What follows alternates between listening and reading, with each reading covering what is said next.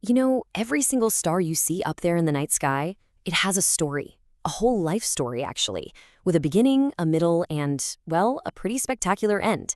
Today, we're going to trace that epic journey, that cosmic biography, from a fiery birth all the way to its incredible finale. Seriously, have you ever just looked up and thought, where do they even come from?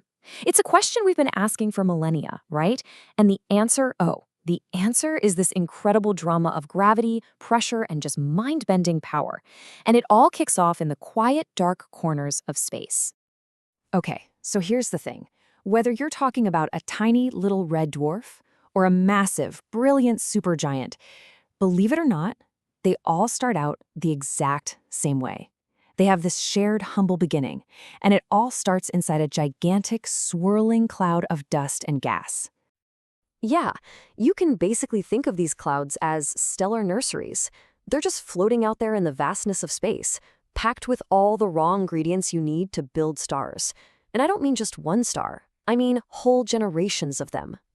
So this cloud has a name. It's called a nebula. And inside this nebula, something amazing starts to happen. It's like this slow, powerful dance, and it's all orchestrated by one thing: gravity. Gravity starts pulling all that dust and hydrogen gas together, forming these little clumps. And as gravity keeps squeezing all that stuff tighter and tighter, the pressure just skyrockets. You've got atoms slamming into each other, which generates an incredible amount of heat.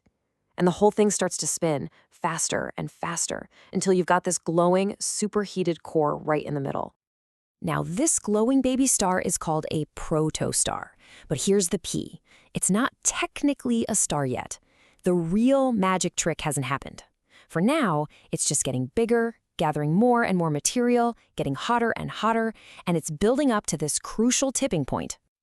And when I say hot, I mean millions of degrees hot. The pressure at the very center becomes so intense, so unbelievably immense, that it starts forcing atoms to do something they really, really don't want to do.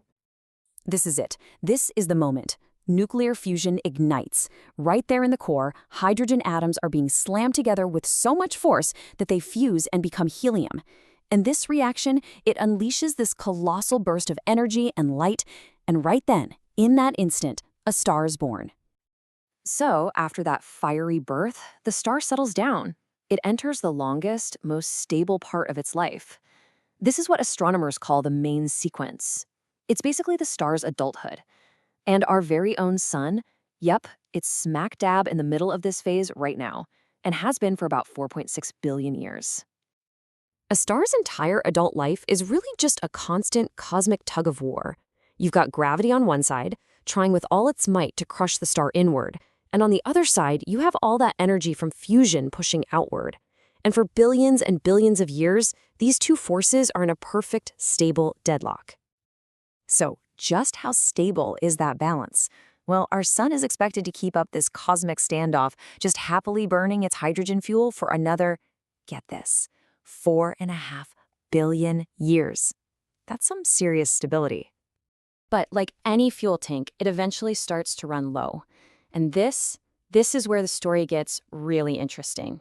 Because what happens next, the star's entire fate, is decided by just one thing. A single factor that was locked in right at the very beginning of its life: its mass. It's like the star's life journey reaches this big fork in the road.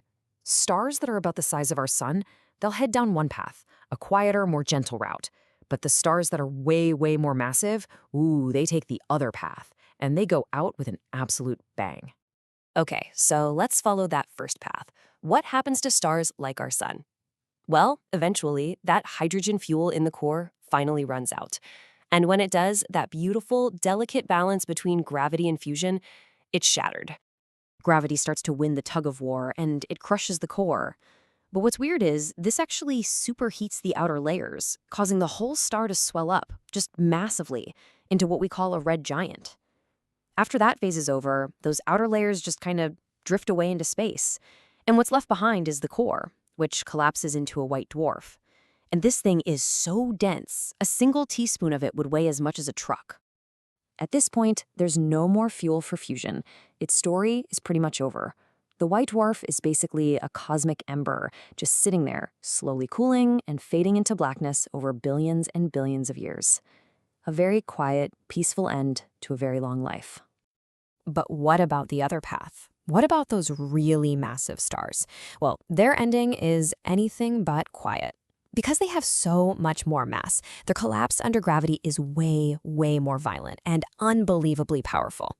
So a massive star also swells up, but it becomes a red supergiant. And when its fuel runs out, the core collapses so catastrophically, so incredibly fast, that it triggers a mind-boggling explosion. We call it a supernova. For a short time, it can literally outshine its entire galaxy. And what's left behind? Either a crazy dense neutron star, or if the original star was big enough, a black hole. But wait, here's the most beautiful, the most poetic part of this whole cosmic story. The death of a star, it isn't just an ending. It's actually a brand new beginning.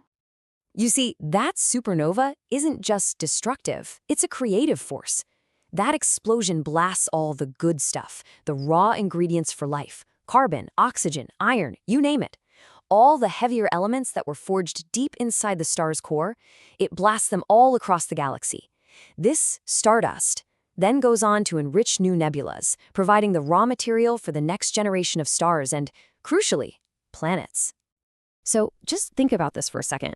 The iron that's in your blood right now, the calcium in your bones, the oxygen you're breathing, every single one of those heavy atoms in your body was created in the heart of a massive star that blew up billions of years ago. We are, quite literally, made of stardust.